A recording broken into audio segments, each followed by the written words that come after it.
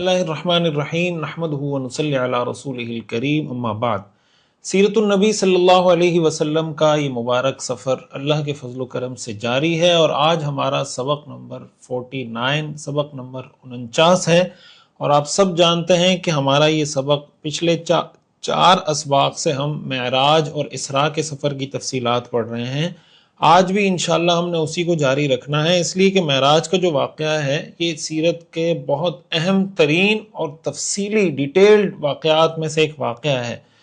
اور آج کا جو سبق ہے وہ ہمارے لیے بہت اہم اس لیے ہے کہ اس میں تقریباً ساری چیزیں ایسی ہیں جو پریکٹیکل ہیں، ہماری پریکٹس سے تعلق رکھتی ہیں، اور ہمیں اس کو سمجھنا ہے، سننا ہے، سیکھنا ہے اور اس پر عمل کرنا ہے۔ اور یہی اصل وہ مقصد ہے جس کے لیے ہم بار بار یہ عرض کرتے ہیں کہ ہم سیرت کیوں پڑھ رہے ہیں، تاکہ ہم اس کو اڈاپٹ کریں، اس کو اختیار کریں۔ ہمیشہ کی طرح میں گزارش کروں گا کہ درود شریف کا آپ حضرات بہت زیادہ اہتمام رکھیں۔ اللہم صلی علی سیدنا و مولانا محمد وعلی آل سیدنا و مولانا محمد وبارک وسلم۔ اور سبق آپ نے سننا ہے، ہم سب نے سننا ہے، بہت توجہ کے ساتھ، بہت اہتمام کے ساتھ، ایک روٹین کی ویڈیو کے طور پہ ہرگز نہیں، بلکہ اس کو ایک مشن کے طور پر، ایک سبق کے طور پر، ایک سیکھنے کے ٹول کے طور پر کہ ہم نے اس کو سیکھنا ہے، سننا ہے، سمجھنا ہے، اس پر عمل کرنا ہے، اس کی دعوت کو پوری دنیا میں عام کرنا ہے۔ اور سیرت کے ذریعے اللہ کے رسول صلی اللہ علیہ وسلم نے دنیا میں جو پازیٹیو چینج آپ لے کر آئے تھے، ہم نے اللہ کے رسول کی سیرت کو اپنا کر دوبارہ سے ان چیزوں کو ریوائیو کرنا ہے۔ اللہ تعالی ہمیں سیرت کی قدردانی کی توفیق عطا فرمائے۔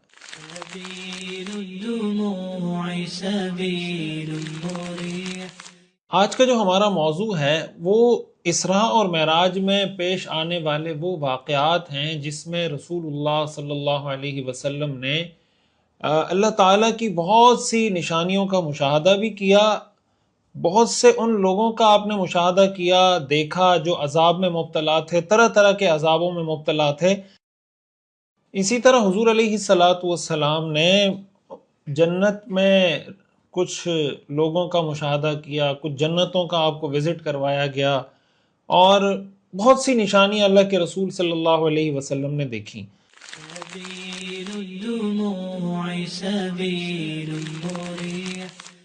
اب اس میں مورخین اور سیرت نگاروں کا اور روایات کا بہت اس میں تفصیل ہے کہ حضور علیہ السلام نے یہ جو مشاہدات کیے یہ اسراء کے سفر میں کیے یا معراج کے سفر میں کیے، یعنی بیت اللہ سے بیت المقدس تک کا جو سفر تھا اس سفر کے دوران آپ کو یہ مشاہدات کروائے گئے، یا بیت المقدس سے جو آسمانوں کی طرف معراج کا سفر تھا اس میں یہ مشاہدات کروائے گئے۔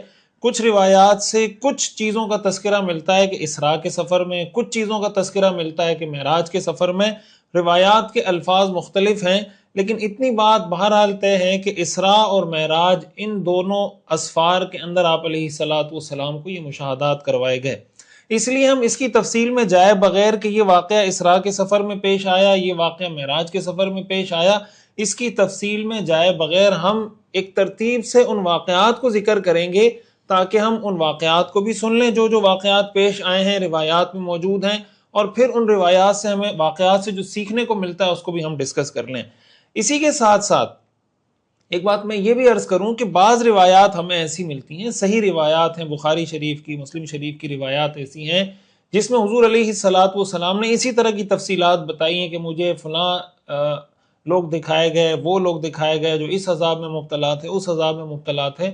تو ان واقعات کو بھی ہم اسی کے ساتھ ریلیٹ کر کے یہاں جوڑنے کی کوشش کر رہے ہیں تاکہ ایک ہی ساتھ اس بات کا ڈیٹیل کے ساتھ تذکرہ آ جائے۔ تو ہم جب تذکرہ کریں گے مثال کے طور پر کہ فلاں گناہ میں مبتلا لوگ تھے، ان کو یہ عذاب دیا جا رہا تھا، تو ساتھ ہی ہم بتا دیں گے کہ صحیح بخاری کی روایت میں یہ ہے، فلاں روایت میں یہ ہے، فلاں حدیث کی کتاب میں یہ ہے، تاکہ ایک ہی ساتھ وہ معاملہ، وہ واقعہ ہم اس کو کور کر سکیں۔ سننے میں تو انشاءاللہ آپ کو بہت آسانی سے سمجھ بھی آ جائے گا، آپ سن بھی لیں گے، لیکن اس کے لیے بہت زیادہ ریسرچ اور تحقیق کے بعد ہی ظاہر ہے آپ حضرات کے سامنے اس کو پیش کیا جاتا ہے۔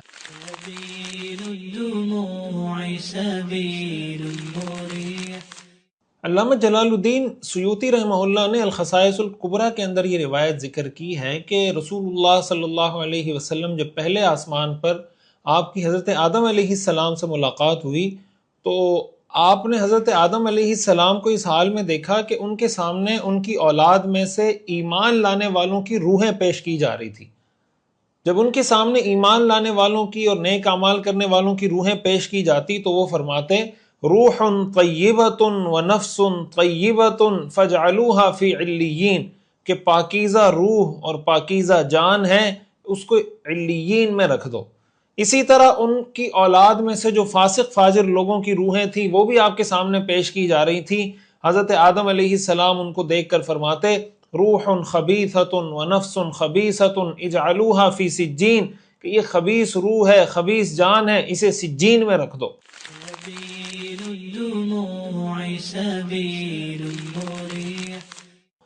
اسی طرح رسول اللہ صلی اللہ علیہ وسلم فرماتے ہیں کہ میں تھوڑی دیر چلا تو میں کچھ لوگوں کے پاس پہنچا جن کے سامنے پکا ہوا گوشت رکھا تھا لیکن اس کے قریب کوئی نہیں تھا. ایک اور دسترخوان دیکھا جس پر ایسا گوشت موجود تھا جو سڑ کر بدبودار ہو چکا تھا. وہاں لوگ موجود تھے، اس کو کھا رہے تھے. میں نے کہا جبریل یہ کون لوگ ہیں؟ حضرت جبریل علیہ السلام نے فرمایا ہؤلاء قوم من امتک یترکون الحلال ویأتون الحرام، یہ آپ کی امت کے وہ لوگ ہیں جو حلال کو چھوڑتے ہیں اور حرام کی طرف جاتے ہیں. آج ہم دیکھیں یہ جو واقعہ معراج کا یہ سبق ہے کہ حضور علیہ السلام نے دیکھا کہ پاکیزہ صاف ستھرا کھانا ہے اس کو کوئی کھا نہیں رہا، جو بدبودار سڑا ہوا کھانا ہے اس کو لوگ کھا رہے ہیں. آج دنیا کے اندر اگر ہم دیکھیں حلال کمانے والا بھی کھاتا ہے، حرام کمانے والا بھی کھاتا ہے. ایسا نہیں ہے کہ حلال کمانے والا اس کو کھانا نہیں مل رہا ہوتا اور حرام کمانے والے کو رزق مل رہا ہوتا ہے، دونوں ہی کھا رہے ہوتے ہیں. فرق اس چیز کا ہوتا ہے کہ حلال کمانے والا جائز اور صحیح طریقہ استعمال کر کے کما رہا ہوتا ہے، حرام کمانے والا ناجائز، غلط اور حرام طریقہ استعمال کر کے کما رہا ہوتا ہے.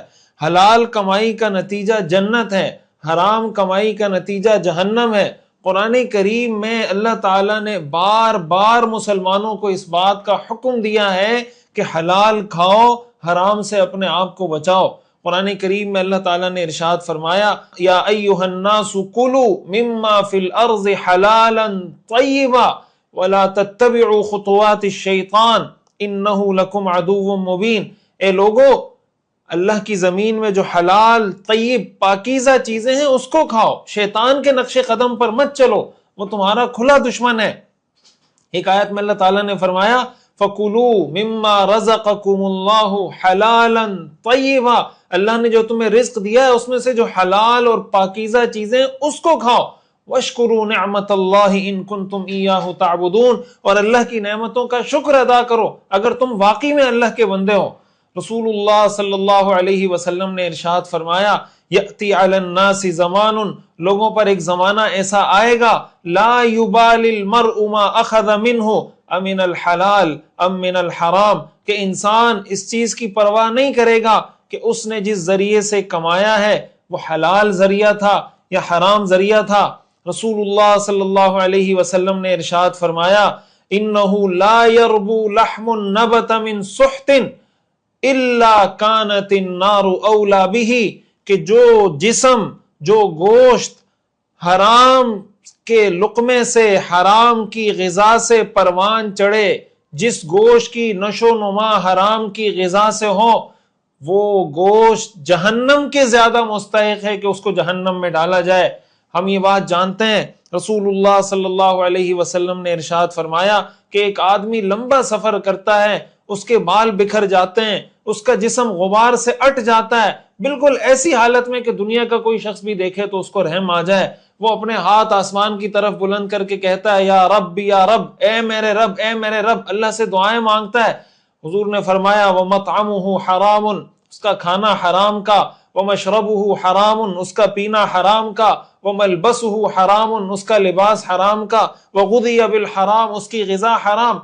آپ نے فرمایا فَأَنَّا يُسْتَجَابُ لِذَلِكَ، ایسے لوگوں کی دعائیں کہاں قبول ہوتی ہیں؟ اللہ تعالی حرام کھانے والوں کی دعائیں قبول نہیں کرتے، حرام کھانے والوں کی نمازیں قبول نہیں ہوتی، حرام کھانے والوں کا حج قبول نہیں ہوتا، حرام کھانے والوں کی عبادتیں قبول نہیں ہوتی. یہ دنیا میں ہمارے لیے ایک امتحان ہے.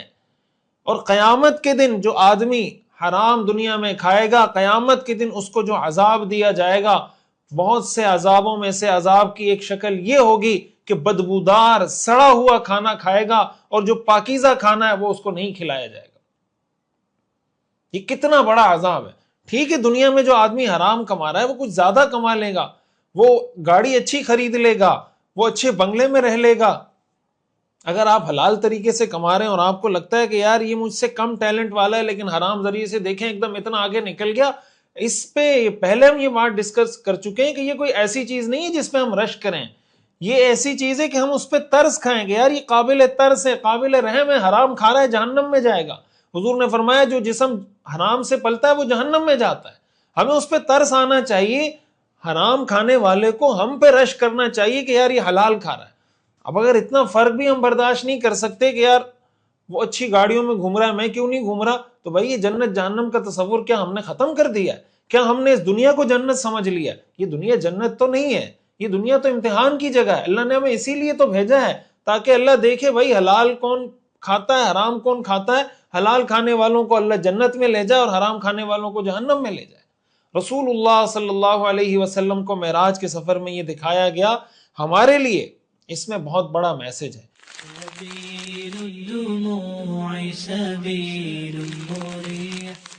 اور حرام کھانے میں جو ٹاپ کلاس کے جو حرام ہیں نا، ان میں سب سے جو ٹاپ کلاس کا حرام ہے وہ سود ہے، وہ یتیم کا مال ہے، وہ بہن کی میراث دبانا ہے۔ یہ تین حرام کاموں میں وہ حرام کام ہے جو بہت خطرناک قسم کے حرام کام ہے۔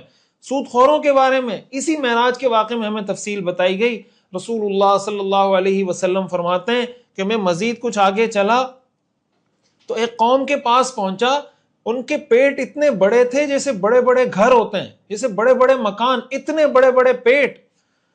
اور سنن ابن ماجہ کی روایت میں ہے کہ ان کے پیٹ مکانوں، بڑے بڑے مکانوں کی طرح تھے، اور وہ پیٹ سانپ سے بھرے ہوئے تھے، اور وہ سانپ باہر سے نظر آ رہے تھے۔ آپ علیہ الصلوۃ والسلام نے فرمایا جب ان میں سے کوئی کھڑا ہونے کی کوشش کرتا تو اس کی ہمت نہیں ہوتی، کوشش کرتے کرتے پھر گر جاتا اور کہتا اے اللہ قیامت قائم نہ کر۔ اور آپ نے فرمایا وہ آل فرعون کے راستے میں پڑے ہوئے تھے، آل فرعون کا قافلہ آتا انہیں روند کر چلا جاتا، یعنی فرعون کے پیروکار بھی سود خوروں کو روند کر جا رہے تھے۔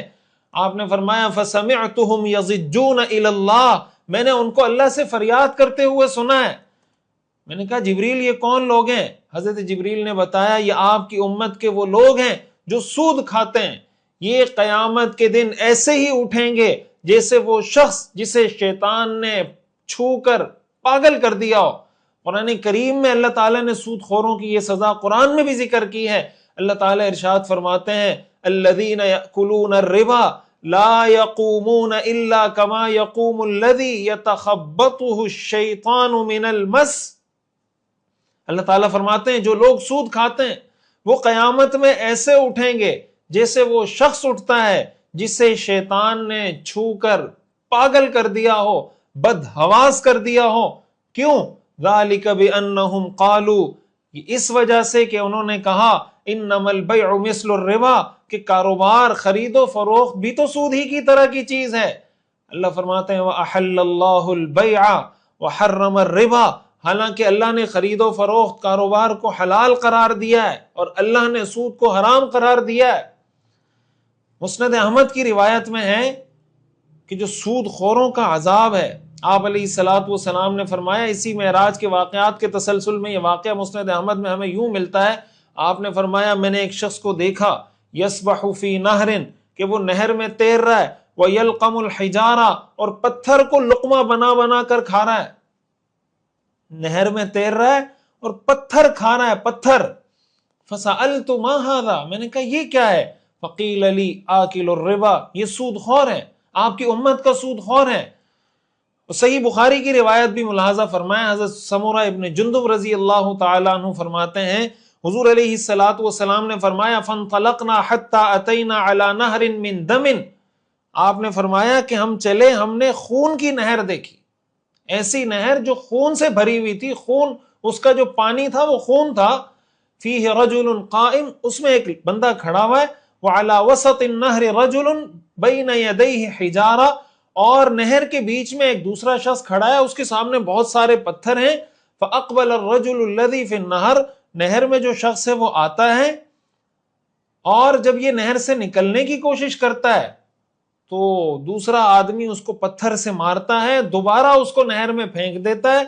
جب وہ اس خون کی نہر سے نکلنے کی کوشش کرتا ہے، یہ جس کے سامنے بہت سارے پتھر رکھے ہوئے ہیں، یہ پھر پتھر اٹھا کے اس کو مارتا ہے، دوبارہ اس کو اس خون کی نہر کے اندر پھینک دیتا ہے. یہی چیزیں بار بار ریپیٹ ہو رہی ہیں کہ وہ کنارے پہ آنے کی کوشش کرتا ہے، اس کو پتھر مارا جاتا ہے، پھر خون کی نہر میں اس کو جانا پڑتا ہے. مسلسل یہی عمل ریپیٹ ہو رہا ہے. آپ نے فرمایا کہ یہ کون ہے؟ حضرت جبریل نے فرمایا کہ وہ خون کی نہر میں آپ نے جس شخص کو دیکھا تھا یہ سود خور ہے. آپ اس سے اندازہ لگائیں کتنا دردناک عذاب ہے، کتنا خطرناک عذاب ہے. صحیح بخاری کی ایک روایت میں سود خور کو ایک اور طریقے سے بھی عذاب دینے کا ذکر ہے، یعنی کتنے طرح طرح کے عذاب ہیں جن میں سود خور قیامت کے دن مبتلا ہوں گے. صحیح بخاری کی روایت ہے، آپ فرماتے ہیں کہ ہم آگے بڑھے، ہم نے نہر پہ دیکھا، خون کی نہر تھی، اس میں ایک شخص تیر رہا ہے، اور نہر کے کنارے پر ایک دوسرا شخص کھڑا ہوا ہے جس نے اپنے پاس بہت سارے پتھر جمع کیے ہوئے. یہ تیرنے والا جب تیرتا ہوا اس شخص کے پاس پہنچتا ہے جس نے پتھر جمع کر رکھے ہیں تو اپنا منہ کھول دیتا ہے، اور نہر کے کنارے پہ کھڑا شخص اس کے منہ میں پتھر ڈال دیتا ہے، اور پھر یہ تیرنے لگتا ہے، پھر لوٹ کر اس کے پاس آتا ہے، اس کے منہ میں پھر پتھر ڈالتا ہے، یہ پھر جاتا ہے، پھر آتا ہے، پھر اس کے منہ میں پتھر ڈالتا ہے. اس طریقے سے آنا جانا اس کا لگا ہوا ہے. تو آپ مجھے بتائیں کہ اگر قیامت کے دن کسی کی سزا یہ بنا دی گئی کہ وہ پتھر کھاتا رہے، وہ خون کی نہر میں اس کو ہمیشہ ہمیشہ کے لیے پھینک دیا جائے اور پتھر اس کی غذا ہو، آپ مجھے بتائیں ایسا آدمی جیے گا یا مرے گا؟ اس کی کیا حالت ہوگی، کیا ہولناکی ہوگی اس عذاب کی. یہ جو اتنے خطرناک عذاب میں مبتلا کر کے دکھایا گیا، اس لیے دکھایا گیا. معراج کا واقعہ، سیرت کے واقعات ہم اس لیے نہیں پڑھتے کہ یہ جسٹ ایک واقعہ تھا، ہم نے پڑھا کہ ہاں حضور کے ساتھ یہ ہوا، آپ نے یہ دیکھا وہ دیکھا. بھائی ہمارے لیے میسج ہے. آج ہمارے ہاں شب معراج تو بڑی دھوم دھام سے منائی جاتی ہے.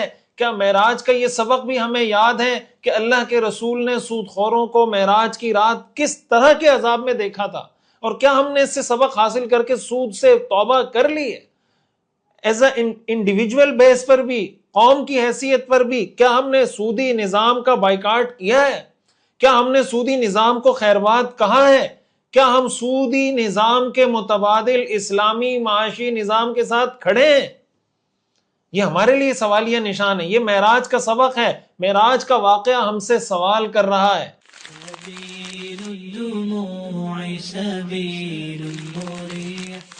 سود کی تباہ کاری جہاں قیامت کے دن انسان کو بہت ہولناک عذاب میں دھکیل دے گی، دنیا کے اندر، دنیا کی زندگی کو بھی سود کا نظام جہنم نما بنا دیتا ہے. یہاں جس طریقے سے امیر اور غریب کی تفریق ہوتی رہتی ہے، جس طرح امیر امیر تر ہوتا رہتا ہے، غریب غریب تر ہوتا رہتا ہے، جس طریقے سے یہ طبقات اور کلاسز میں تقسیم ہوتے چلے جاتے ہیں، پھر جس کی وجہ سے کرائم کا ریشو بڑھتا ہے، جس کی وجہ سے معاشرے کے اندر نہ ہمواری پیدا ہوتی ہے، نہ انصافی پیدا ہوتی ہے، قتل و غارت گری پیدا ہوتی ہے. سودی نظام ان سارے فسادوں کی جڑ ہے. ہمیں وقتی طور پہ نظر آتا ہے کہ یار میرا پیسہ بڑھ رہا ہے جناب، مجھے سود مل رہا ہے، مجھے پروفٹ مل رہا ہے، ہم اس کو سمجھ رہے ہوتے ہیں کہ یار مجھے کوئی بہت زیادہ فائدہ ہو رہا ہے. قرآن کریم میں اللہ تعالیٰ نے ارشاد فرمایا وَمَا آتَيْتُم مِّن رِّبًا لِيَرْبُوَ فِي أَمْوَالِ النَّاسِ فَلَا يَرْبُو عِندَ اللَّهِ. جو تم لوگ سود پر پیسے دیتے ہو کہ تمہارا مال بڑھے، اللہ فرماتے ہیں فَلَا يَرْبُو عِندَ اللَّهِ، اللہ کے نزدیک وہ نہیں بڑھتا. وَمَا آتَيْتُم مِّن زَكَاةٍ، اور جو تم زکوٰۃ دیتے ہو، تُرِيدُونَ وَجْهَ اللَّهِ، اور تم اللہ کی رضا کے لیے زکوٰۃ دیتے ہو، فَأُولَٰئِكَ هُمُ الْمُضْعِفُونَ، یہ وہ لوگ ہیں جو اپنے مال کو کئی گنا بڑھا لیتے ہیں.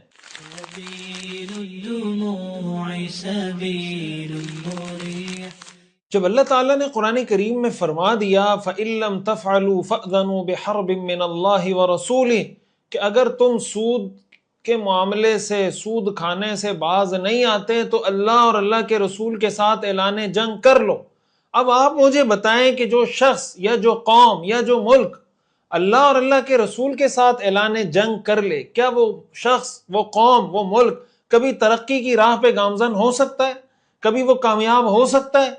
ہرگز نہیں ہو سکتا۔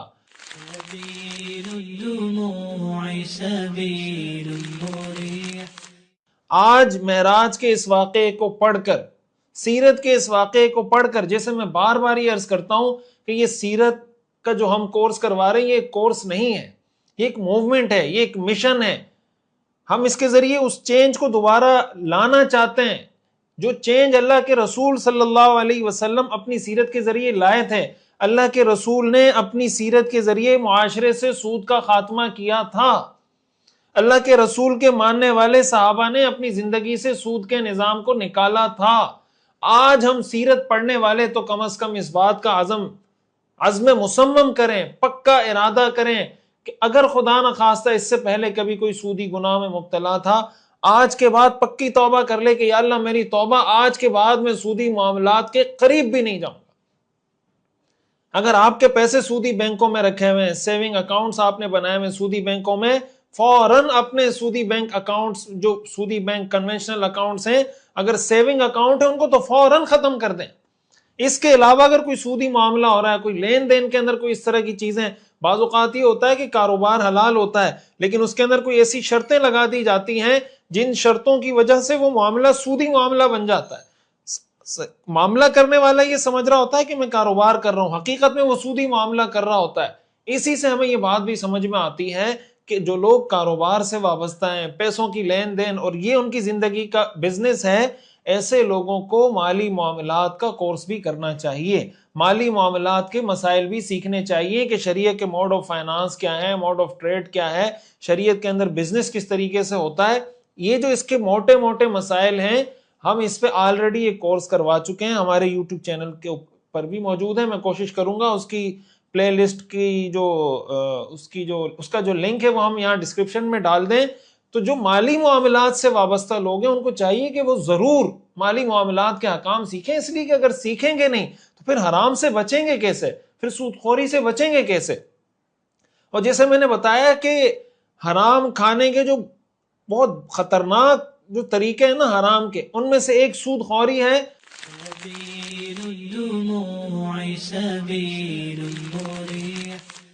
دوسرا جو بڑا حرام ہے وہ یتیم کا مال کھانا ہے۔ اس کا ذکر بھی معراج کے واقعے میں ہمیں ملتا ہے۔ رسول اللہ صلی اللہ علیہ وسلم فرماتے ہیں کہ میں تھوڑا آگے بڑھا، فَإِذَا أَنَا بِأَقْوَامٍ مَشَافِرُهُمْ كَمَشَافِرِ الْإِبِلِ، کہ میں تھوڑا آگے بڑھا تو میں ایک ایسے طبقے کے پاس، ایسے لوگوں کے پاس پہنچا جن کے ہونٹ اتنے بڑے بڑے ہو گئے تھے جیسے اونٹ کے ہونٹ ہوتے ہیں۔ ان کے منہ کھولے جاتے، ان کے منہ میں پتھر ڈالے جاتے اور پھر وہ پتھر ان کے نیچے سے نکل جاتے۔ آپ نے فرمایا فَسَمِعْتُهُمْ يَضِجُّونَ إِلَى اللَّهِ، میں نے ان کو اللہ کی طرف فریاد کرتے ہوئے سنا ہے۔ میں نے کہا جبریل یہ کون لوگ ہیں؟ جبریل نے کہا هَؤُلَاءِ مِنْ أُمَّتِكَ الَّذِينَ يَأْكُلُونَ أَمْوَالَ الْيَتَامَى ظُلْمًا، یہ آپ کی امت کے وہ لوگ ہیں جو یتیموں کا مال ظالمانہ طریقے سے کھاتے ہیں۔ انما یأکلون فی بطونہم نارا، یہ اپنے پیٹوں میں آگ بھر رہے تھے، ان کو اندازہ نہیں تھا۔ قرآن کریم میں اللہ تعالیٰ نے اس بات کو اسی انداز سے بیان کیا ہے، ان الذین یأکلون اموال الیتامی ظلما انما یأکلون فی بطونہم نارا وسیصلون سعیرا۔ آپ نے اللہ تعالیٰ فرماتے ہیں یقین رکھو اس بات کا کہ جو لوگ یتیموں کا مال ناحق طریقے سے کھاتے ہیں، انما یأکلون فی بطونہم نارا، یہ اپنے پیٹوں میں آگ بھر رہے ہیں، وسیصلون سعیرا، اور عن قریب دہکتی ہوئی آگ کے اندر یہ داخل ہوں گے۔ اتنا خطرناک ہے۔ قرآن کریم میں اللہ تعالیٰ نے یتیم کے مال کے بارے میں فرمایا لا تقربوا مال الیتیم، یتیم کے مال کے قریب بھی مت جاؤ۔ یہ نہیں کہا یتیم کا مال مت کھاؤ، ایک جگہ یہ بھی فرمایا، لیکن یہ بھی فرمایا کہ یتیم کے مال کے قریب بھی مت جاؤ، اس لیے کہ قریب جاؤ گے تو دل میں شیطان وسوسے ڈالنا شروع کر دے گا کہ یار یہ تو یتیم ہے، اس کا تو ابا ہے نہیں، کوئی مطالبہ کر نہیں سکتا۔ آج ہمارے ہاں کیا ہوتا ہے، بھائی کا انتقال ہوتا ہے، دوسرے بھائی آ کر اپنی بھابھی سے اسی وقت پاور آف اٹارنی پہ سائن کرواتے ہیں کہ ہم آپ کے حق کے لیے لڑیں گے، آپ کو میراث دیں گے۔ اصل میں اس کی میت پڑی ہوئی ہے، بھائی کی میت پڑی ہوئی ہے، ابھی اس کو دفنایا نہیں، اور اس کی بیوہ سے سائن لے لیا اور اس بیوہ کو پتہ نہیں ہوتا، وہ سائن کر دیتی ہے کہ ہاں میرا پاور آف اٹارنی آپ کے پاس ہے، اور ساری زندگی وہ بیوہ روتی رہتی ہے۔ اس لیے میں خواتین سے بھی گزارش کروں گا کہ اپنے دماغ کو، اپنے کانوں کو، اپنی آنکھوں کو، اپنے حواس کو ہمیشہ برقرار رکھا کریں۔ خدا نخواستہ کسی کے ساتھ کوئی ایسا معاملہ ہوتا ہے، کبھی کسی کو پاور آف اٹارنی نہ دیں۔ آپ پاور آف اٹارنی پہ سائن کر دیتی ہیں، بعد میں ساری زندگی روتی رہتی ہیں، آپ کے ہاتھ میں کوئی قانونی حق باقی نہیں رہتا۔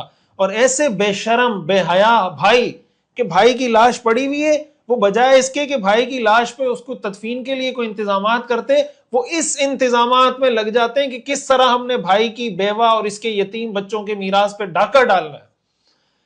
قرآن کریم میں اللہ تعالیٰ نے ارشاد فرمایا وَلْيَخْشَ الَّذِينَ لَوْ تَرَكُوا مِنْ خَلْفِهِمْ ذُرِّيَّةً ضِعَافًا خَافُوا عَلَيْهِمْ فَلْيَتَّقُوا اللَّهَ وَلْيَقُولُوا قَوْلًا سَدِيدًا، کہ وہ لوگ جو یتیموں کے مال میں خرد برد کرتے ہیں، ان کو چاہیے کہ وہ ڈریں، اس بات سے ڈریں کہ اگر وہ اپنے پیچھے اس طرح کی کمزور اولاد چھوڑ کر جاتے ہیں تو ان کو کتنا ڈر ہوتا ہے کہ یار میں مر گیا، میرے بچوں کا کیا ہوگا۔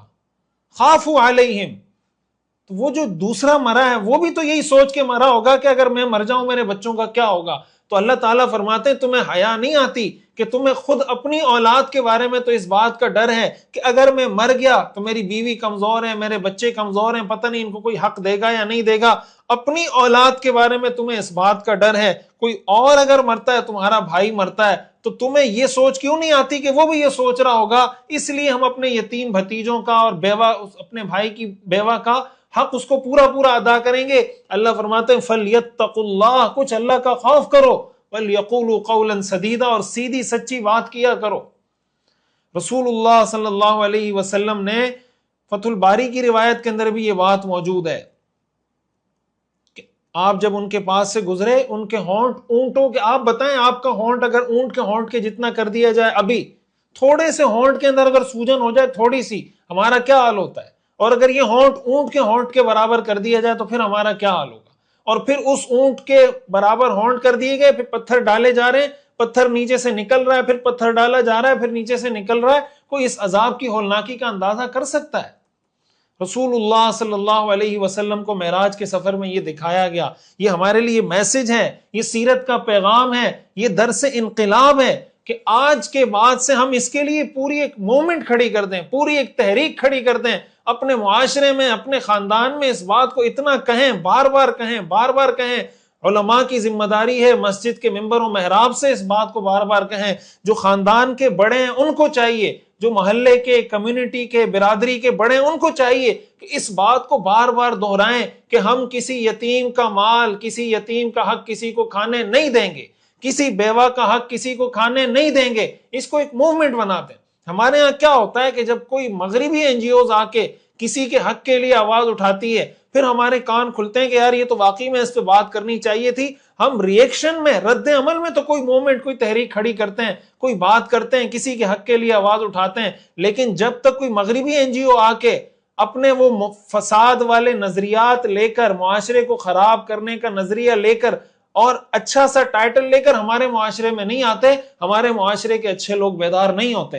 میں سیرت پڑھنے والے اپنے تمام ساتھیوں سے، دوستوں سے، بہنوں سے، بھائیوں سے، سب سے گزارش کروں گا اپنے بچوں کو اس چیز کا درس دیں۔ حیرت اس بات پر ہے کہ مائیں اس بات میں رکاوٹ بن جاتی ہیں بعض اوقات۔ بھائی جس ماں کا بیٹا مرا ہے، جس ماں کی بہو بیوہ ہوئی ہے، جس ماں کے پوتے یتیم ہوئے ہیں، وہ ماں بھی اپنے دوسرے بیٹوں کے ساتھ مل کر اپنے یتیم پوتوں کو اور اپنی بیوہ بہو کو بھول جاتی ہے۔ وہ بھی اپنی بیوہ بہو کا حق اور اپنے یتیم پوتوں کا حق دبانے میں اپنے دوسرے ظالم بیٹوں کا ساتھ دے رہی ہوتی ہے۔ یہ کیسی ماں ہے؟ ماں ایسی ہوتی ہے؟ ماں کے دل میں اتنی شقاوت، اتنی سختی ہوتی ہے اپنے یتیم پوتوں اور بیوہ بہو کے لیے، اور وہ ماں پھر یہ بھی دعویٰ کرتی ہے کہ میں مسلمان ہوں، میں اللہ کے رسول کی عاشق ہوں، میں اللہ کے رسول کی ماننے والی ہوں۔ اور اگر وہ باپ ہے تو باپ کو کیا اس بات کی سینس نہیں ہے؟ باپ کو اس بات کی سمجھ نہیں ہے؟ یہ معراج کا واقعہ ہے، یہ سیرت کے واقعات ہم واقعات کے لیے نہیں پڑھ رہے، یہ واقعات ہم سبق حاصل کرنے کے لیے پڑھ رہے ہیں۔ میں بار بار یہ بات عرض کر رہا ہوں، ان میں سے ہر چیز ایسی ہے کہ اس کے لیے باقاعدہ آپ سمجھیں کہ کوئی موومنٹ، اس پہ پورا سمجھیں ایک تحریک کھڑی کر دینی چاہیے، معاشرے میں اس پہ لکھا جائے۔ ہمارے ہاں سوشل میڈیا میں فضول باتوں پہ تو بہت لکھا جاتا ہے، پڑھا بھی جاتا ہے، لکھا بھی جاتا ہے، ان موضوعات پہ ہم کیوں نہیں بولتے اپنے خاندان میں؟ اور یہ مولوی صاحب کی ذمہ داری نہیں ہے، مفتی صاحب کی ذمہ داری نہیں ہے، یہ ہر مسلمان کی، ہر اس شخص کی ذمہ داری ہے جو کہتا ہے میں اللہ کے رسول کا عاشق ہوں۔ اگر اللہ کے رسول کا عاشق ہے، اللہ کے رسول کی تعلیمات پہ عمل کریں۔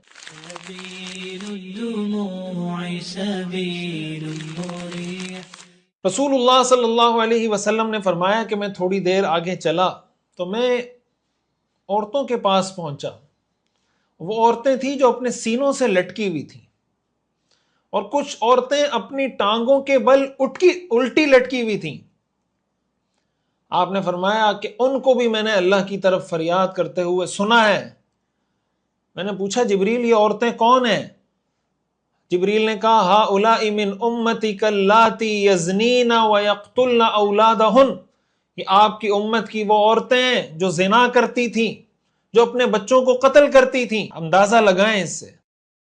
صحیح بخاری کی ایک روایت میں ہے کہ ہم ایک تنور جیسی چیز پر آئے، جیسے تنور ہوتا ہے، اور اس تنور کے اندر سے چیخنے چلانے کی آوازیں آ رہی ہیں۔ جب ہم نے اس میں جھانکا تو اس کے اندر کچھ ننگے مرد اور کچھ ننگی عورتیں، اور ان کے نیچے سے آگ لپٹی ہوئی تھی۔ جب آگ انہیں اپنی لپیٹ میں لے لیتی تو وہ چیخنے چلانے لگتے۔ میں نے کہا ما ہؤلاء، جبریل یہ کون ہے؟ انہوں نے مجھے کہا آپ آگے چلیں، آگے چلیں۔ کچھ دیر آگے چلنے کے بعد حضور کو بتایا اما الرجال والنساء العراة الذين في مثل بناء التنور فانهم الزنات والزواني، وہ جو آپ نے تنور جیسی چیز میں آگ میں ننگے مرد اور ننگی عورتوں کو جلتے ہوئے دیکھا تھا، یہ زانی مرد اور زانی عورتیں تھیں۔ فتح الباری کی روایت میں یہ بھی موجود ہے کہ حضور علیہ السلام کا گزر ہوا ایک ایسی قوم کے پاس جو بدبودار گوشت کھا رہے تھے، سڑا ہوا گوشت کھا رہے تھے، حالانکہ صاف گوشت بھی رکھا ہوا تھا لیکن وہ صاف گوشت نہیں کھا رہے تھے۔ حضور نے پوچھا یہ کون ہے؟ جبریل نے بتایا یہ آپ کی امت کے وہ لوگ ہیں جو زنا کرتے تھے، ان کے پاس اللہ نے حلال کا راستہ ان کو دیا تھا، یہ حلال کے راستے کو چھوڑ کر حرام راستے کو اختیار کرتے تھے۔ نکاح کا راستہ اللہ نے دیا، نکاح کے راستے کو چھوڑ کر زنا کا راستہ اختیار کیا۔ بہقی کی روایت میں ہے آپ علیہ السلام نے کچھ مردوں اور خواتین کو دیکھا جن کے سامنے ایک ہانڈی میں پکا ہوا اور ایک ہانڈی میں کچا سڑا ہوا گوشت رکھا ہے، مگر یہ بد عقل پاکیزہ گوشت چھوڑ کر سڑا ہوا کچا گوشت کھا رہے ہیں۔ آپ نے جب حضرت جبریل سے پوچھا کہ یہ کون ہے، ان کا کیا معاملہ ہے، حضرت جبریل نے بتایا یہ وہ لوگ ہیں جن کے پاس حلال اور پاکیزہ بیویاں موجود تھیں مگر پھر بھی زانیہ اور فاحشہ عورتوں کے ساتھ رات گزارا کرتے تھے، یا یہ وہ عورتیں ہیں جن کے پاس ان کا شوہر موجود تھا لیکن یہ پھر بھی زانی اور بد کردار مردوں کے ساتھ رات گزارا کرتی تھی۔ آپ مجھے بتائیں ہمارے معاشرے میں زنا کرنا کتنا آسان کر دیا گیا ہے اور نکاح کو کتنا مشکل بنا دیا گیا ہے۔ اسلام میں عورت کو مرد کے لیے، مرد کو عورت کے لیے حلال کرنے کا جو طریقہ ہے وہ نکاح کا طریقہ ہے۔ اللہ تعالیٰ نے قرآن کریم میں فرمایا والذین هم لفروجہم حافظون الا علی ازواجہم، کہ مومن وہ ہوتے ہیں جو اپنی شرمگاہوں کی حفاظت کرتے ہیں، ہاں اگر ان کی بیویاں ہیں، ان کے شوہر ہیں تو ان کو اجازت ہے، فإنہم غیر ملومین، ان کو کوئی ملامت نہیں۔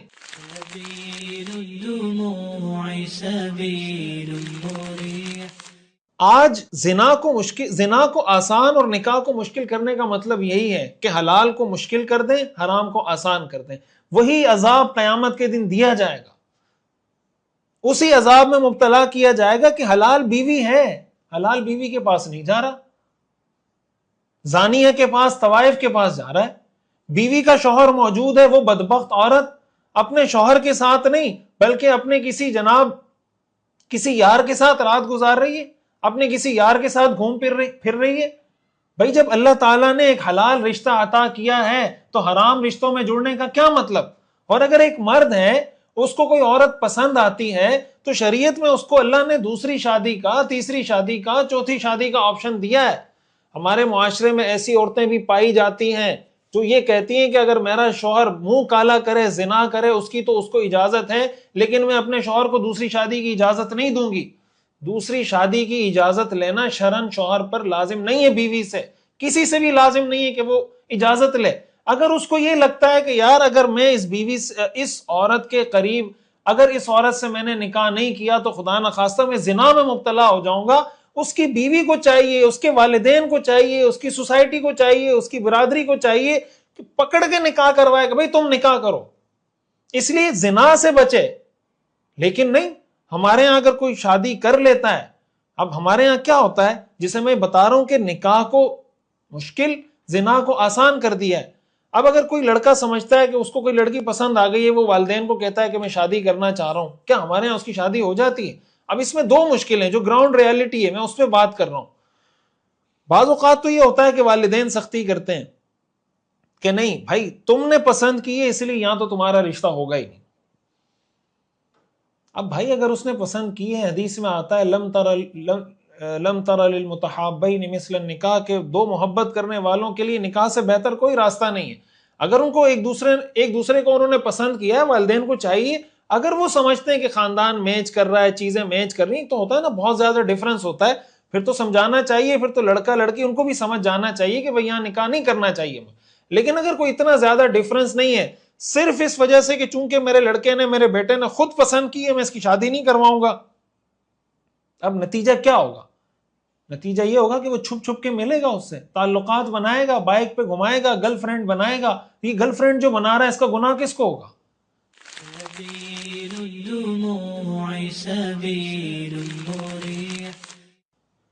اور لڑکوں کو بھی یہ بات سمجھنی چاہیے کہ شادی کا مطلب یہ نہیں ہوتا کہ بیٹھ کے لڈو کھاتے رہیں آپ۔ شادی کا مطلب ہے آپ نے بیوی کا خرچہ اٹھانا ہے، آپ نے گھر کا کرایہ دینا ہے، آپ نے بجلی کا بل دینا ہے، آپ نے بچوں کی فیسیں دینی ہے، آپ نے ایک ذمہ دار مرد کے طور پر اپنے آپ کو سامنے لے کر آنا ہے۔ یہ نہیں کہ شادی کر کے خود بھی ابا کے خرچے پہ بیٹھا ہوا ہے، اپنی بیوی کو بھی لا کے ابا کے سر پہ بٹھا دیا کہ میرا خرچہ بھی اٹھاؤ اور میری بیوی کا خرچہ بھی اٹھاؤ اور میرے بچوں کا خرچہ بھی اٹھاؤ۔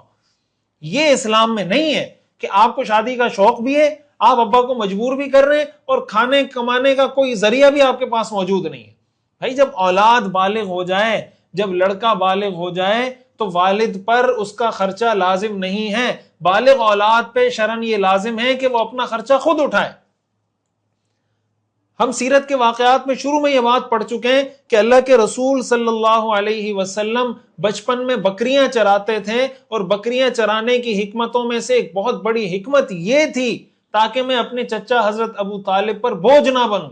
وہاں یہ بات میں نے تفصیل سے بتائی تھی کہ اسلام ہمیں اس بات کا درس دیتا ہے کہ بچپن سے ہی اپنے بچوں کو خود کفیل بنائیں، بچپن سے ہی بچوں کو محنت کرنا سکھائیں، بچپن سے ہی بچوں کو پیسے کمانے کے حلال طریقے سکھائیں۔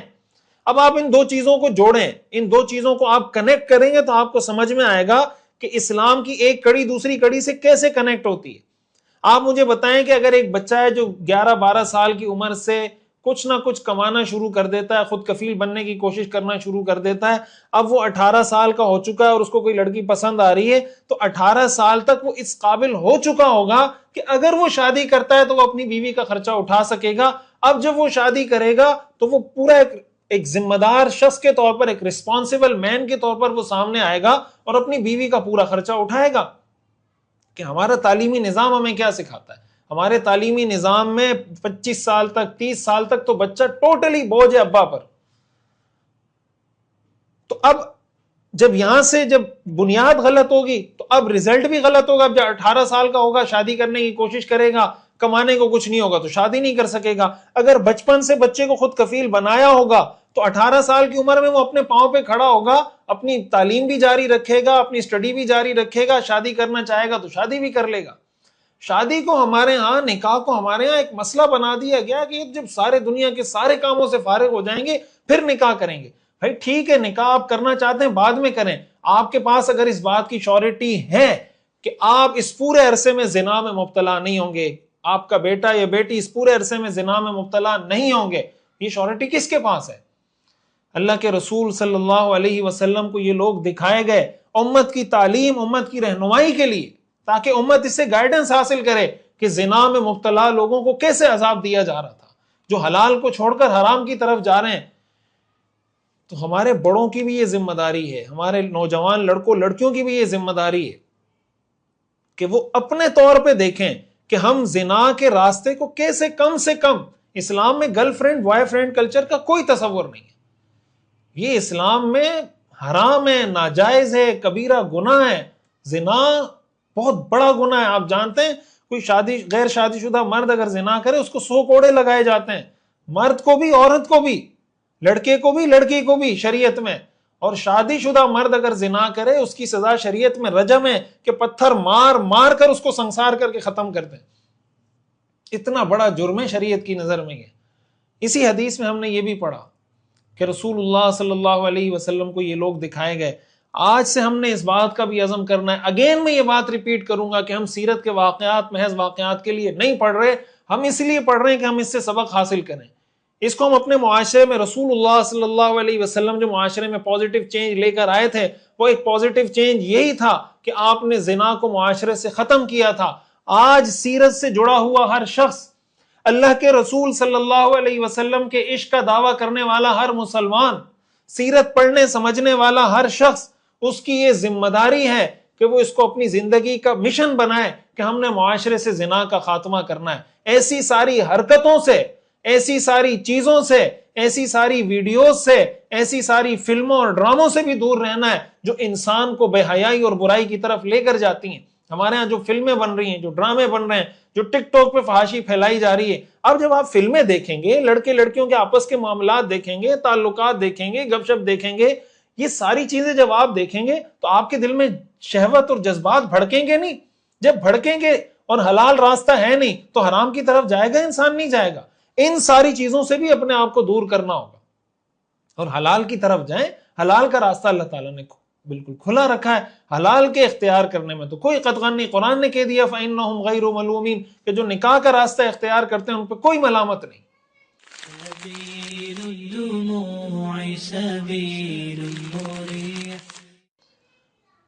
اسی کے ساتھ ساتھ اس حدیث میں ہم نے یہ بات بھی پڑھی کہ جو عذاب دیا جا رہا تھا اس میں وہ عورتیں بھی تھیں جو اپنے بچوں کو قتل کرتی تھیں، اپنے بچوں کو قتل کرتی تھی۔ آج ہمارے ہاں جو مس کیریج ہوتا ہے، جو ماں کے پیٹ میں بچے کو قتل کر دیا جاتا ہے، بہت سے ایسے بدبخت اور جاہل بھی ہمارے معاشرے میں پائے جاتے ہیں کہ جب ان کو پتہ چلتا ہے کہ بیوی حاملہ ہے، پریگننٹ ہے اور لڑکی ہے، تو وہ پیٹ میں ہی بچی کو قتل کر دیتے ہیں، پیٹ میں ہی بچی کو مار دیتے ہیں۔ یاد رکھیں یہ قتل کرنا بھی ایسا ہی قتل ہے۔ اگر بچے کی روح پڑ گئی ہے، جان پڑ گئی ہے، اس کے بعد اگر وہ مس کیریج کیا جا رہا ہے، حمل ضائع کروایا جا رہا ہے، یہ بھی اتنا ہی گناہ ہے جیسے آپ کسی عام چلتے پھرتے انسان کو قتل کر دیں۔ جتنا بڑا گناہ وہ ہے اتنا ہی بڑا گناہ یہ ہے۔ یہ کیسز بھی ہمارے معاشرے میں عام ہو رہے ہیں۔ اب جب girl friend boy friend culture عام ہوگا اور یہ تعلقات ہوں گے، پھر ہسپتالوں میں آ کے لوگ لڑکیوں کو چھوڑ کے چلے جاتے ہیں، پھر وہ بچے ضائع کرواتی ہیں، پتہ نہیں کیا کیا مسائل ہمارے معاشرے میں پیش آ رہے ہیں، یہ سیرت سے دوری کی وجہ سے۔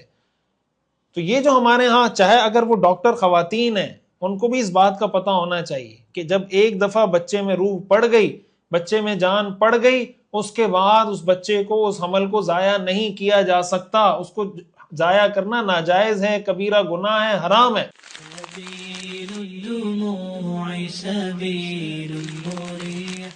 معراج کے اسی واقعے میں ہمیں یہ بھی ملتا ہے کہ رسول اللہ صلی اللہ علیہ وسلم نے فرمایا کہ میں تھوڑی دیر آگے چلا تو میں ایک قوم کے پاس پہنچا جس کے جسم کے پہلوؤں سے گوشت کاٹا جا رہا تھا اور ان کے منہ میں ڈالا جا رہا تھا، اور ان سے کہا جاتا تھا کھاؤ جیسے تم اپنے بھائی کا گوشت کھایا کرتے تھے۔ میں نے کہا جبریل یہ کون لوگ ہیں؟ جبریل کہنے لگے یہ آپ کی امت کے وہ لوگ ہیں جو دوسروں کو طعنہ دیتے تھے اور ان میں عیب تلاش کرتے تھے۔ اور سنن ابو داؤد کی روایت میں ہے رسول اللہ صلی اللہ علیہ وسلم نے ارشاد فرمایا کہ راستے میں ہمارا گزر ایک ایسی قوم پر ہوا جن کے ناخن تانبے کے تھے اور وہ اپنے چہروں کو اور اپنے سینوں کو ان ناخنوں سے نوچ رہے تھے۔ میں نے حضرت جبریل سے پوچھا کہ یہ کون لوگ ہیں؟ حضرت جبریل نے فرمایا یہ وہ لوگ ہیں جو انسانوں کا گوشت کھاتے ہیں، یعنی غیبت کرنے والے اور لوگوں پر جھوٹے الزامات لگانے والے،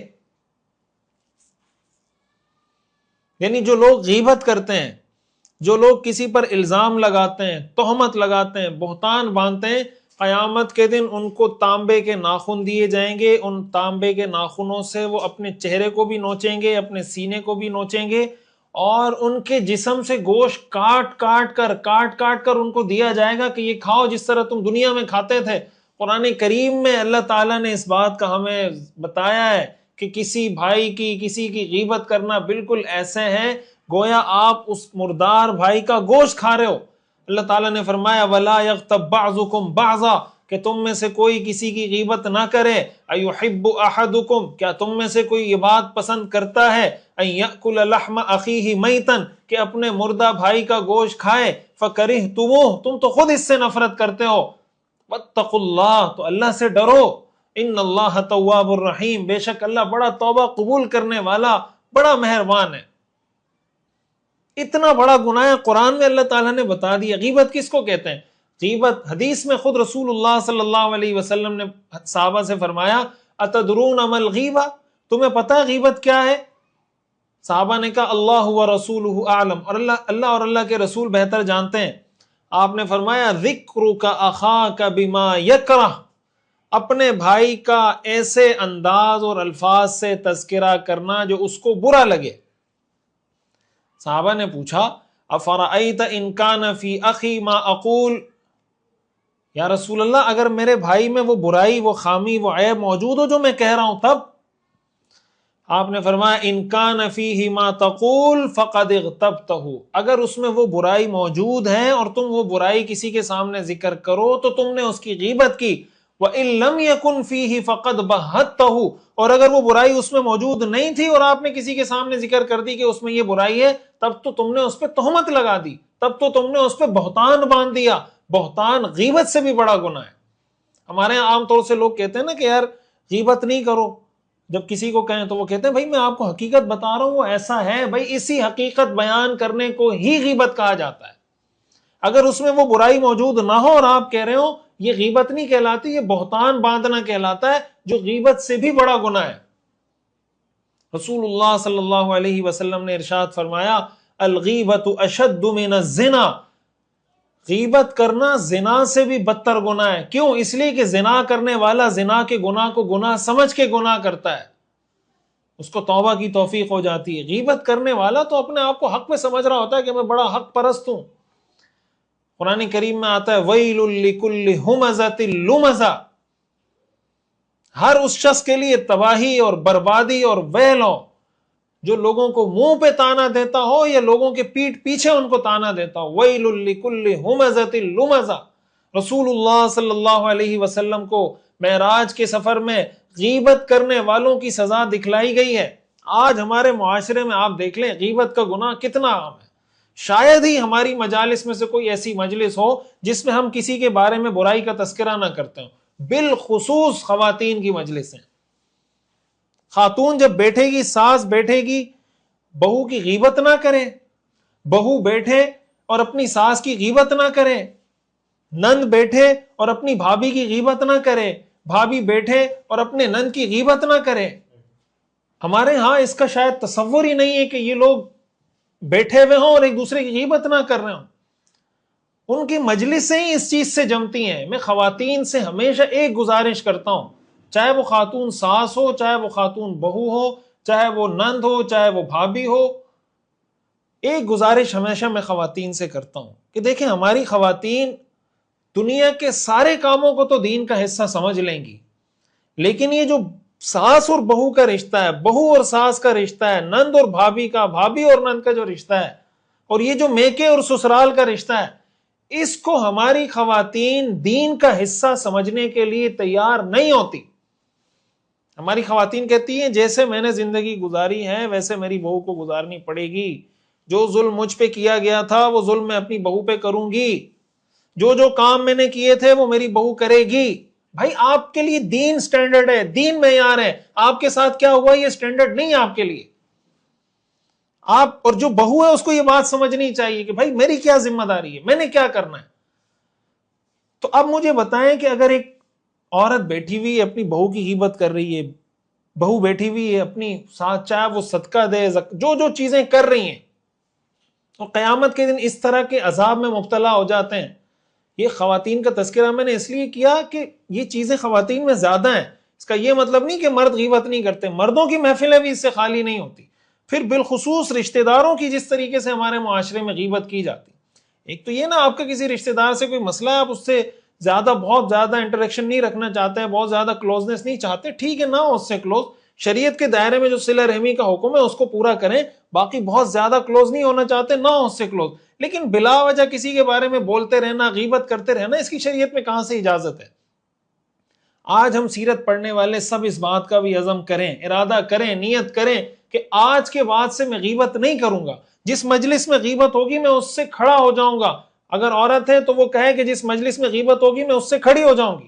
اگر ماں غیبت کر رہی ہے، بیٹی کو چاہیے کہ کھڑی ہو جائے. بیٹی غیبت کر رہی ہے تو ماں کو چاہیے کھڑی ہو جائے. بہو غیبت کر رہی ہے تو بہو کی اماں کو چاہیے کہ وہاں سے کھڑی ہو جائے. اور اماں غیبت کر رہی ہے تو جو بہو ہے اس کو چاہیے کہ کھڑی ہو جائے وہاں سے، کہ نہیں اماں میری ساس کی غیبت مت کرنا. جب بیٹی غیبت کر رہی ہو تو ماں اپنی بیٹی کو کہے کہ میرے سامنے اپنی ساس کی غیبت مت کرنا. آپ مجھے بتائیں اگر ہمارے معاشرے میں یہ چیزیں آ جائیں، ہمارا معاشرہ جنت بن جائے گا یا نہیں بنے گا؟ یہ جو ہمارا معاشرہ جہنم کا نمونہ پیش کر رہا ہے، اس کی وجہ رسول اللہ صلی اللہ علیہ وسلم کی سیرت سے دوری ہے. سیرت کے اس واقعے کے پڑھنے کے بعد آج سے ہم نے اس چیز کی دعوت کو بھی عام کرنا ہے. اس چیز کو اپنے دل و دماغ میں بٹھانا ہے کہ یہ کبیرہ گناہ ہے. قرآن میں اللہ نے اس سے منع کیا ہے، حدیث میں فرمایا گیا زنا سے بدتر گناہ ہے. اور جہنم میں اتنا خطرناک عذاب غیبت کرنے والوں کو دیا جائے گا. تو تہمت سے بھی بچیں.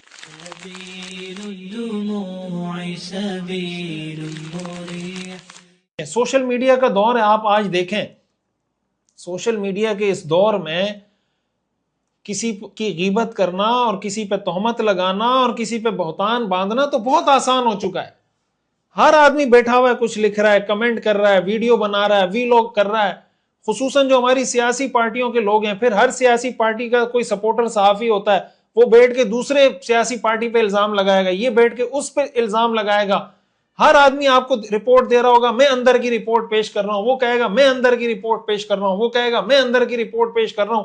ایک دوسرے پہ تان، الزام، بہتان تراشی.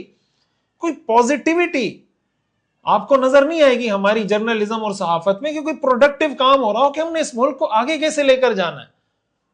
پھر ہم جو سوشل میڈیا پہ بیٹھ کے لوگوں کو گالیاں دے رہے ہوتے ہیں، ہمارے جو نوجوان کسی سے کوئی اختلاف ہے بیٹھ کے کچھ بھی کمنٹ کر دیا، لگے ہوئے. تو آپ کو کیا لگتا ہے یہ قیامت کے دن یہ پوچھا نہیں جائے گا؟ قرآن کریم میں اللہ تعالیٰ نے فرمایا ما یلفظ من قول الا لدیہ رقیب عتید، کہ انسان اپنی زبان سے جو بات نکالتا ہے اس کے پاس ایک چوکس فرشتہ کھڑا ہوا ہے جو لکھ رہا ہے. سوشل میڈیا آپ کو اجازت دیتا ہے، فیس بک آپ کو اجازت دیتا ہے، یوٹیوب آپ کو اجازت دیتا ہے کہ آپ جو چاہیں بولیں، جو چاہیں لکھیں. اللہ اور اللہ کے رسول آپ کو اس بات کی اجازت نہیں دیتے کہ جو آپ کے منہ میں آئے وہ بولتے چلے جائیں، جو ہاتھ میں آئے وہ لکھتے چلے جائیں. اللہ اور اللہ کے رسول اس چیز کی اجازت نہیں دیتے. ان میں سے ہر چیز کا قیامت کے دن جواب دینا ہوگا. اس لیے ہم اس بات کو بھی سمجھیں کہ سوشل میڈیا میں کسی پر کمنٹ کرتے وقت، کوئی ویڈیو بناتے وقت، کوئی پوسٹ لکھتے وقت، کوئی چیز شیئر کرتے وقت ہمیں اس چیز کا پوری طرح پتا ہونا چاہیے کہ یہ کوئی غیبت نہ ہو، یہ کوئی بہتان نہ ہو، یہ کوئی تہمت نہ ہو، اس میں کسی پر جھوٹا الزام نہ ہو، کسی کو برا بلا، کوئی گالم گلوچ، اس طرح کی کوئی چیز ہوگی تو میں اس کو شیئر نہیں کروں گا. وگرنہ معراج کے واقعے میں جو عذاب دکھایا گیا تھا، اللہ تعالی ہم سب کی حفاظت فرمائے، وہ لوگ اس عذاب کے اندر مبتلا ہوں.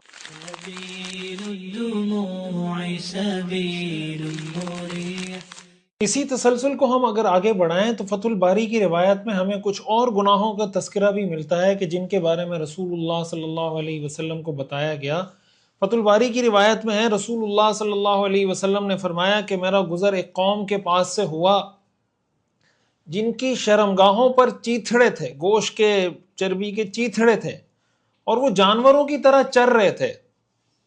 میں نے حضرت جبریل سے پوچھا یہ کون لوگ ہیں؟ تو انہوں نے بتایا اب یہ وہ لوگ ہیں جو زکوٰۃ ادا نہیں کرتے.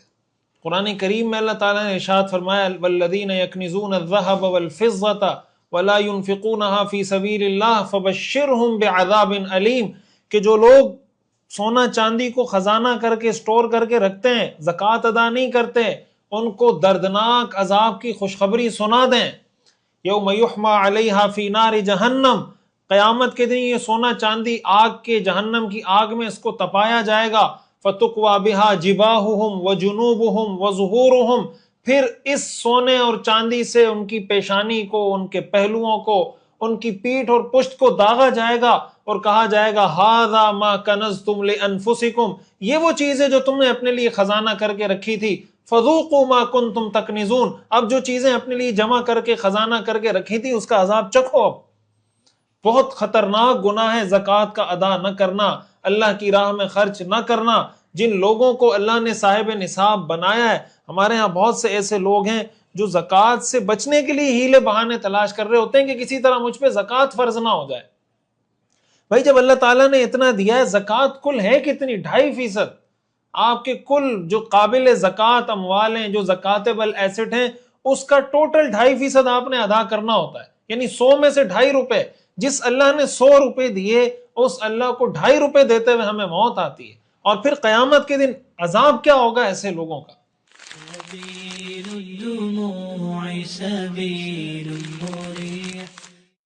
اسی طرح حدیث میں آتا ہے، فتح الباری کی روایت میں ہے کہ آپ علیہ الصلوۃ والسلام ایک آدمی کے پاس سے گزرے جس نے لکڑیوں کا ایک گٹھا اٹھایا ہوا تھا اور وہ اٹھا نہیں پا رہا تھا اس کو، لیکن پھر بھی اس میں مزید لکڑیاں ڈالے جا رہا ہے. میں نے پوچھا حضرت جبریل سے یہ کون ہے؟ حضرت جبریل نے فرمایا یہ وہ آدمی ہے جس کے ذمے امانت ہے اور وہ اسے ادا نہیں کرتا، لیکن نئی نئی امانتیں لینے کی کوشش کر رہا ہے. یعنی ایک ذمہ داری اس کے پاس ہے، وہ ذمہ داری اس سے پوری ہو نہیں رہی، اور ذمہ داری لے رہا ہے اور لے رہا ہے اور لے رہا ہے لوگوں سے. ذمہ داری بھی تو امانت ہے، عہدہ بھی امانت ہے، منصب بھی امانت ہے. جو آدمی ایک منصب کی ذمہ داری ادا نہیں کر رہا، وہ اپنے اوپر اور ذمہ داریاں ڈالتا جا رہا ہے. آپ نے معراج کے سفر میں ان کو اس حال میں دیکھا کہ لکڑیوں کا گٹھا ہے، اٹھا رہا ہے، اٹھایا نہیں جا رہا، پھر بھی لکڑیاں اس میں اضافہ کرتا چلا جا رہا ہے اور اس کو اٹھا پھر بھی نہیں پا رہا. اب یہ اس عذاب میں مبتلا ہے. اور پھر امانت میں خیانت. قرآن کریم میں اللہ تعالیٰ نے فرمایا ان اللہ یأمرکم ان تؤدوا الامانات الی اہلہا، اللہ تمہیں اس بات کا حکم دیتا ہے کہ امانت اس کے اہل کے سپرد کرو. اور حدیث میں آتا ہے اذا ضیعت الامانۃ فانتظر الساعہ، جب امانت ضائع کر دی جائے تو قیامت کا انتظار کرنا. صحابہ نے پوچھا ما اضاعتها یا رسول اللہ، امانت کیسے ضائع ہوتی ہے؟ آپ نے فرمایا اذا وسد الامر الى غیر اہلہ فانتظر الساعہ، کہ جب کوئی چیز، کوئی معاملہ، کوئی عہدہ، کوئی منصب نااہل کے سپرد کر دیا جائے تو قیامت کا انتظار کرنا.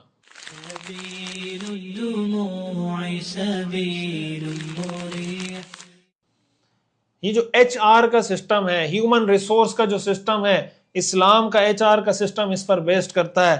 اگر کسی ادارے میں، کسی محکمے میں، کسی تحریک میں، کسی آرگنائزیشن میں، کسی اسکول، کالج، یونیورسٹی میں نااہل لوگوں کو عہدے سپرد کر دیے جائیں، آپ اس آرگنائزیشن، اس ادارے کی قیامت کا انتظار کریں. اگر آپ نے کوئی سرکاری محکمہ نااہل افسر کے سپرد کر دیا، اس محکمے کی قیامت کا انتظار کریں. اس محکمے کی قیامت کیا ہے؟ کہ وہ محکمہ تباہ و برباد ہو جائے گا. آج ہمارے ملک کے بہت سارے محکمے تباہ کیوں ہوئے ہیں؟ ہمارے ہاں جو اقربا پروری کی جاتی ہے، جس طریقے سے رشوت لی جاتی ہے، جس طریقے سے اپنوں کو ٹھوسا جاتا ہے، جس طریقے سے سیاسی مفادات کے لیے اپنے ورکروں کو نوکریاں دی جاتی ہیں، اس کی وجہ سے آج ہمارا ملک کس حال میں کھڑا ہوا ہے. رسول اللہ صلی اللہ علیہ وسلم نے فرمایا کہ جب امانت نااہل کے سپرد کر دی جائے تو قیامت کا انتظار کرنا. آج جو معاشرے ترقی کر رہے ہیں، جو سوسائٹیز ترقی کر رہی ہیں، جو کمپنیاں ترقی کر رہی ہیں، وہ اس لیے کہ وہ امانت اہل کے سپرد کرتی ہیں. ہم جو زوال کا شکار ہیں اس لیے کہ ہم امانت نااہل آدمی کے سپرد کر رہے ہیں. اور رسول اللہ صلی اللہ علیہ وسلم نے فرما دیا تھا کہ جب تم نااہل آدمی کے سپرد کرو گے تو قیامت کا انتظار کرنا. آج ہمارے محکموں میں قیامت برپا ہے یا نہیں؟ ہمارے سرکاری محکموں میں، ہمارے ان تمام اداروں میں جہاں نااہل لوگ بیٹھے ہیں وہاں قیامت برپا ہے یا نہیں؟ یہ معراج کا سفر ہے، یہ معراج کے واقعات ہیں، یہ اللہ کے رسول کا اسوہ حسنہ ہے، یہ امت کے لیے گائیڈنس، رہنمائی اور ہدایت اور تعلیم ہے. ہم نے آج یہ عزم کرنا ہے کہ کم از کم اپنے بس میں جو ہے ہم نے نااہل کو سپورٹ نہیں کرنا، چاہے وہ میرا بیٹا ہی کیوں نہ ہو، چاہے وہ میرا بھائی کیوں نہ ہو. ہم نے اہلیت کی بنیاد پر، میرٹ کی بنیاد پر چیزوں کو دیکھنا ہے، سسٹم کو دیکھنا ہے. تو جب ایک آدمی قدم بڑھائے گا، دوسرا آدمی قدم بڑھائے گا. ہمارے یہاں عام طور سے یہ ہوتا ہے کہ جو اچھے لوگ ہوتے ہیں وہ کہتے ہیں نہیں یار ہم تو سرکاری محکموں میں جائیں گے نہیں، وہاں تو رشوت ہے فلاں فلاں فلاں. بھائی یہ کون سا طریقہ ہے؟ اچھے لوگ جب بائیکاٹ کر کے بیٹھ جائیں گے کہ میں نے وہاں نہیں جانا، تو سسٹم کیسے ٹھیک ہوگا؟ ٹھیک ہے آپ جائیں وہاں پر، آپ 100% ٹھیک نہیں کر سکیں گے، 0.00001 تو ٹھیک کر دیں گے، دوسرا آئے گا وہ تھوڑا سا آپ کی مدد کر دے گا، تیسرا آئے گا آپ کی مدد کرے گا. یہ کوئی حل نہیں ہوتا کہ آپ پیچھے بیٹھ جائیں. کیا سیرت سے ہمیں یہ چیز سیکھنے کو ملتی ہے کہ جب معاشرے میں برائی ہو آپ پیچھے بیٹھ جائیں کہ یار میں ٹھیک نہیں کر سکتا؟ سیرت کے واقعات سے اب تک ہم نے یہ سیکھا ہے. نیک لوگوں کو بعض اوقات جب نیکی کا بخار بہت زیادہ چڑھتا ہے نا، وہ اس طریقے کی حرکتیں شروع کر دیتے ہیں. یہ سیرت کا درس ہرگز نہیں ہے. آپ نے سسٹم کا حصہ بننا ہے، آپ نے نظام کا حصہ بننا ہے، نظام کا حصہ بن کر اس کو ٹھیک کرنے کی کوشش کرنی. آپ 100% ٹھیک نہیں کر سکتے، اللہ آپ سے نہیں پوچھے گا. لا یکلف اللہ نفسا الا وسعہا. آپ جو کر سکتے تھے وہ تو کرنا چاہیے، اور حکمت کے ساتھ، بصیرت کے ساتھ. یہ بھی نہیں کہ لٹ لے کے کھڑے ہو جائیں، بجائے اس کی کچھ چیزوں کو ٹھیک کریں اپنی نوکری گوا بیٹھیں. ظاہر سیرت سے ہمیں یہ چیزیں سیکھنے کو نہیں ملتی. تو رسول اللہ صلی اللہ علیہ وسلم نے معراج کے سفر میں بہت کچھ دیکھا، اور بھی بہت سی چیزیں ہیں، بہت اہم اہم چیزیں ہیں جو ہمارے معاشرتی رویوں سے تعلق رکھتی ہیں. آج چونکہ وقت مکمل ہو رہا ہے تو ہم اپنے سبق کو یہاں مکمل کر رہے ہیں. انشاءاللہ اگلے سبق میں ہم اس کی مزید تفصیل کی طرف جائیں گے. میں اگین یہ گزارش کروں گا کہ آج ہم نے جتنی چیزیں پڑھی ہیں یہ پریکٹیکل چیزیں ہیں، اور کم از کم جو سیرت پڑھ رہا ہے نا اس کو اب یہ عزم کر لینا چاہیے کہ بس اب جو ہم نے پڑھا ہے، جن جن گناہوں کا تذکرہ پڑھا ہے، آئندہ کے لیے اپنے آپ کو ان گناہوں سے دور کرنا ہے. چاہے معاشرہ کچھ کہے، سوسائٹی کچھ کہے، بھائی میں نے اس راستے پہ چلنا ہے جو اللہ کے رسول کا راستہ ہے. اللہ تعالی ہمیں سمجھنے کی اور عمل کرنے کی توفیق عطا فرمائے. آپ حضرات کے سامنے میں کچھ سوالات رکھتا ہوں آج کے سبق سے متعلق ہی، اور یہ سوالات اہم بھی ہیں اور اس لحاظ سے بھی کہ ایک دفعہ میں چیزیں ریمائنڈ بھی ہو جائیں گی، عمل کی توفیق بھی ہو جائے گی. اگر جواب نہ آ رہا ہو تو آپ یہ سبق دوبارہ سنیں، امید ہے انشاءاللہ چیزیں آپ کو ریوائز ہو جائیں گی. پہلا سوال ہے کہ حلال چھوڑ کر حرام کھانے والے لوگ کس عذاب میں مبتلا تھے؟ سڑا ہوا گوشت کھا رہے تھے، پتھر نگل رہے تھے، شرمگاہ سے چیتھڑے لٹکے ہوئے تھے. کن لوگوں کے پیٹ بڑے مکانات جتنے بڑے ہو گئے تھے اور اس میں سانپ رینگ رہے تھے؟ نماز نہ پڑھنے والوں کے پیٹ، زکوٰۃ ادا نہ کرنے والوں کے پیٹ، سود خوروں کے پیٹ. وہ کون شخص تھا جو خون کی نہر میں پتھر نگل رہا تھا اور اس کو پتھر مارے جا رہے تھے؟ نماز چھوڑنے والا، تلاوت نہ کرنے والا، سود کھانے والا. تنور جیسی چیز میں کون لوگ جل رہے تھے اور چیخ چلا رہے تھے؟ سود کھانے والے، زنا کرنے والے مرد اور عورتیں، دعا نہ کرنے والے. کیا آپ اس بات کی نیت کرتے ہیں کہ معاشرے میں نکاح کو آسان اور زنا کو مشکل بنائیں گے؟ جی ہاں، جی نہیں. کیا اولاد کو بچپن سے خود کفیل بنانے کی کوشش کرنی چاہیے یا نہیں؟ کرنی چاہیے، نہیں کرنی چاہیے. یتیم کا مال کھانے والے کس عذاب میں مبتلا تھے؟ ان کے پیٹ مکانات جیسے بڑے کر دیے گئے تھے، وہ خون کی نہر میں تیر رہے تھے، یا پھر ان کے ہونٹ اونٹ کے ہونٹوں جیسے کر دیے گئے تھے اور وہ پتھر نگلے جا رہے تھے؟ حضور صلی اللہ علیہ وسلم نے زکوٰۃ ادا نہ کرنے والوں کو کس عذاب میں دیکھا؟ ان کی شرمگاہوں پر چیتھڑے تھے، وہ پتھر نگل رہے تھے، وہ سڑا ہوا گوشت کھا رہے تھے. وہ کون لوگ تھے جن کے ناخن تانبے کے تھے اور وہ اپنے چہرے اور سینے کو نوچ رہے تھے؟ زنا کرنے والے، غیبت کرنے والے، تلاوت نہ کرنے والے. وآخر دعوانا ان الحمد للہ رب العالمین.